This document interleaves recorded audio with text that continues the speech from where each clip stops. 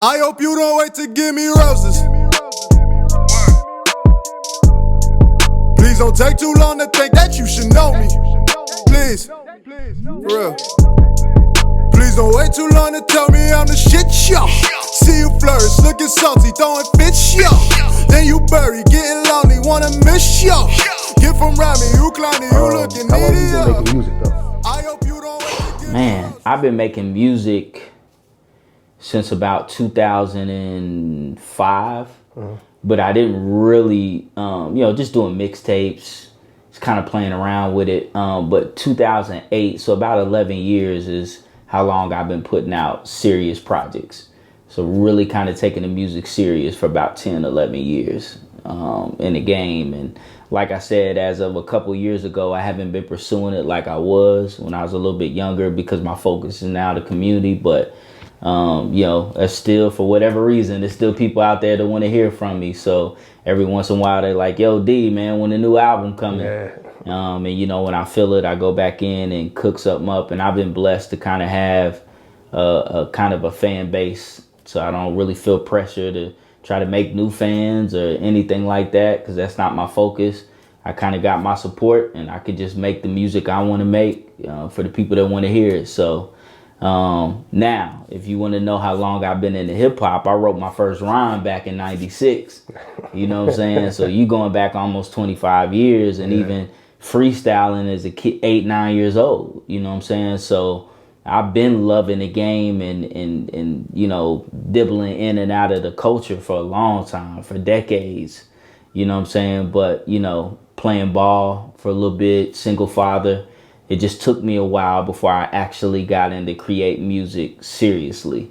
Probably a late start. I was in my late 20s. That's when a lot of rappers is hanging it up, or you consider older in the game. So I kind of got a late start. You know what I'm saying? So, but been blessed, man. Been able to travel around the country, tour, open up for some big acts, maintain my artistic credibility. Got offered a record deal back in, I think, '06. Turned it down. Sometimes I regret it, sometimes I don't. You know what I'm saying? But I can't complain, man. I'm blessed to be in the space I am when it comes to music, man. Who was the deal from? So it was, I don't know if you remember, how old are you? 27. So you might not remember this, maybe, but you had Def Jam. But then we went to a talent show back in '99, 2000. I was in college, and it was the start of Def Jam South. Okay. And this was probably 2000, 2001, and Scarface was the president, and Ludacris was the first artist. Yeah. So we had won a big talent show. So a few A&Rs stayed in touch with me over the years once I started getting into create music. So I don't want to say the label, but it was some A&Rs that I met when Def Jam South was popping. And we kind of started a relationship with them. Rob Jackson was doing his thing at the time. He's from Lexington, Kentucky. This is actually before Nappy Roots was really even popping off. Yeah. You know what I'm saying? Black Coffee had a song out at the time. So, and there were a lot of record labels at that time that were kind of merging because the game was starting to shrink. Record labels were going out of business. Yeah. The internet, it came into play. The albums would get leaked. Labels were losing money. So I, had some cats come to me and offer me some stuff. But I wasn't really comfortable with what they wanted me to do, type of music they wanted me to make. I didn't have any representation, no lawyers, nothing. I wasn't even expecting this. So I turned it down. And, and shortly after that, and this is why I didn't really want to say names, that record label went under. You know what I mean? Like less than a year. Yeah. You know what I'm saying? Not to say that had I had my foot in the game, I could have went somewhere else. But, I kind of felt good about my decision after that. So, it was a tricky time in the game, man. Lot of stuff going on. So I maintained independent for my whole career. Yeah. So now, is there any artists that you opened up for when they came to Lexington, as far as rappers and performers? Yeah. Most of my opening acts were out of town, but in Lexington, I've opened up for De La Soul, to Rakim recently, Talib Kweli, Wale, Little Brother, of course Nappy Roots, some other artists. But then I've also opened up for J.Cole, Kendrick Lamar back in the day, Cannabis, R.I.P. Sean Price, up in New York. Yeah. So I've been able to open up for a lot of cats through the years, gotten the opportunity, made some good connections, and met some of my idols. You know what I'm saying? So it's been pretty dope, man. Okay, that's dope. Have you had a chance to work with any of them, or was that just you just opened up? No, not really, man. The only one I got to work with that I opened up for was Cannabis. Got to do a song with him. Obviously, Nappy Roots. We've done some stuff together. I talked to Talib about doing some work together. Rhapsody, she's an artist that I met early in her career. She kind of blowing up now, but we were supposed to work together. We were in talks. You know what I'm saying?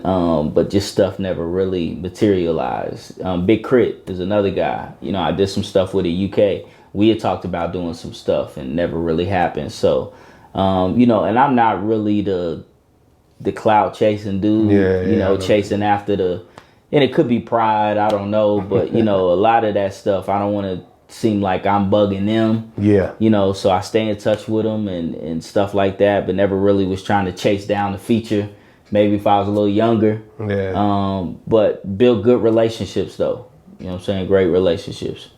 Okay. What is your idea of, well, not idea, but how do you feel about the current Lexington music scene? Because, Lexington, Louisville, just Kentucky in general, the music scene. How do you feel about the music scene as a whole right now? This is probably the first time in a long time where I don't have a great pulse of the state when it comes to hip hop, just because that's not my number one focus anymore. You know what I'm saying? It's the community stuff. So, I don't want to shortchange anybody, when it comes to statewide level, because I really don't know. But I always keep my post of what's going on in Lexington. And I think it's the same as it's always been, man. It's a lot of talent, a lot of talented cats. But I just think it's just a lack of unity, lack of camaraderie.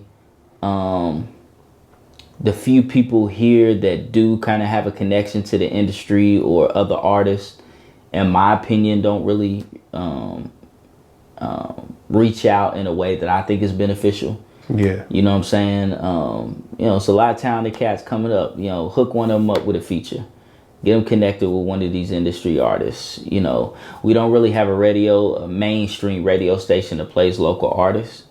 The radio station may say it's because it's no quality music coming out of the city, but the city may say it's the radio station not supporting quality artists. I don't want to get into that debate, but I think that stifles us. Yeah. Because radio play is huge. It is. You know what I'm saying? And then the other thing is you see a lot of pay for play. You see a lot of cats that are paying to open up for big artists. But, for instance, I know we got, when Rakim came into town, there was no local artists on the bill to open up. I just happened to get the opportunity because one of their artists didn't show up to open up. Yeah. But every mainstream artist that comes to Lexington, it should be signed within the contract that a local artist opens up. Local artists should be played on mainstream radio here. You know what I'm saying?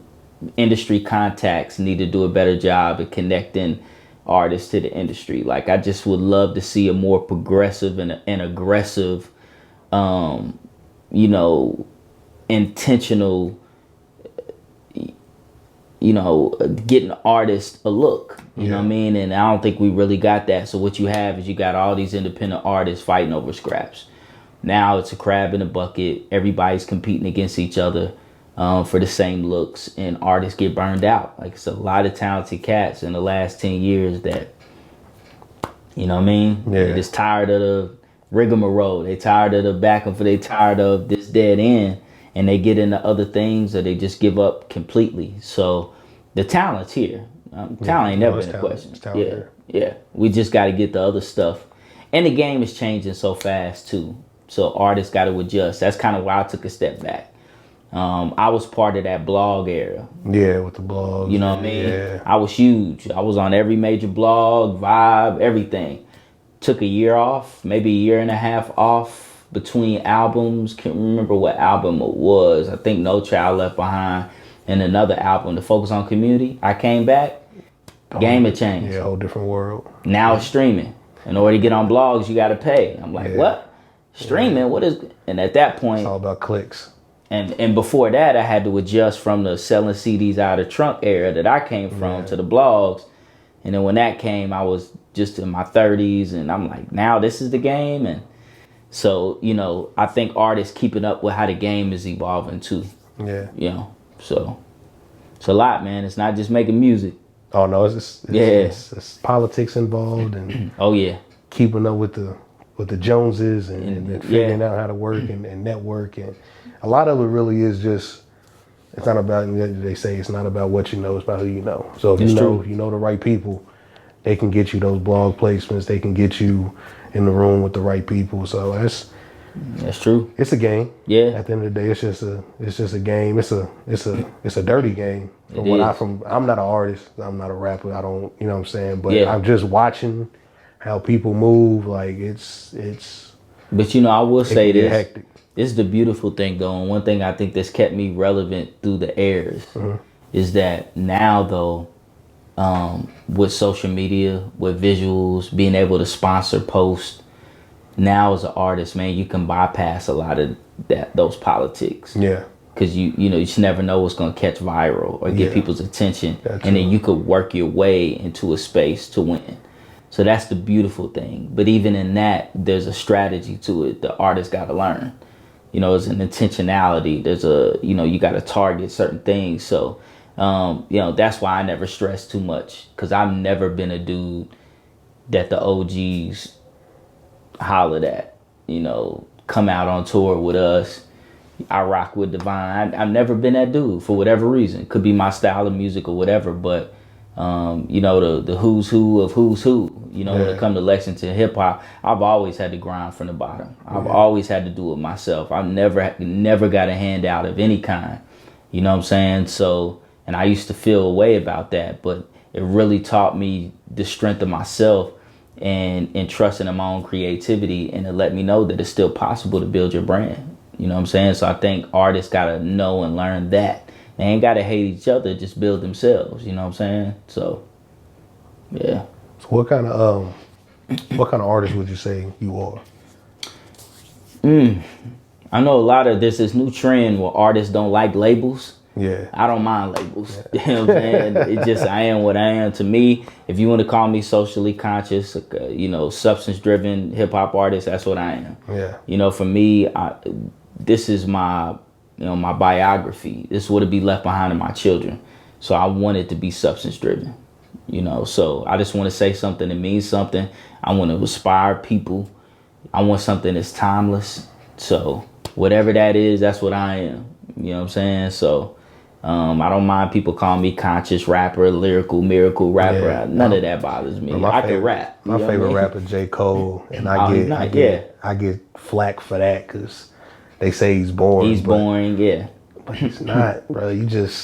I'm not one of those dudes like you can't understand what you're saying because it's going over your head. I'm not one of those. But you're not telling me that you don't get enjoyment from listening to a dude rap.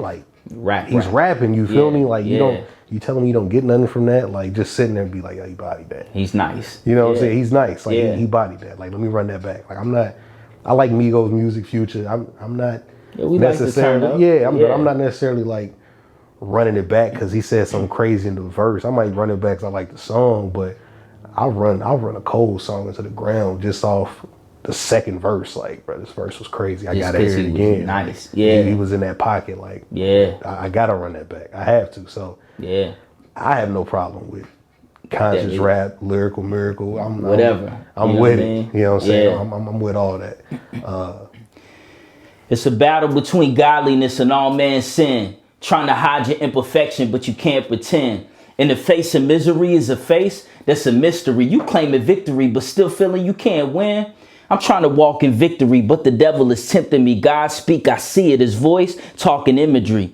I ditch false happiness for pain that's real. I'd rather be joyful and broke than depressed with a meal. My man like, you believe in something you can't see. I said, nah, I believe in something that I could feel. My God real is the pyramids of Egypt. False idols wither in the presence of my Jesus. Can't make me doubt him. I know too much about him. I wouldn't have made it through the rainstorm without him. It's Devine Carama, J.K. 47. Blessings rain down the sounds and melodies from heaven.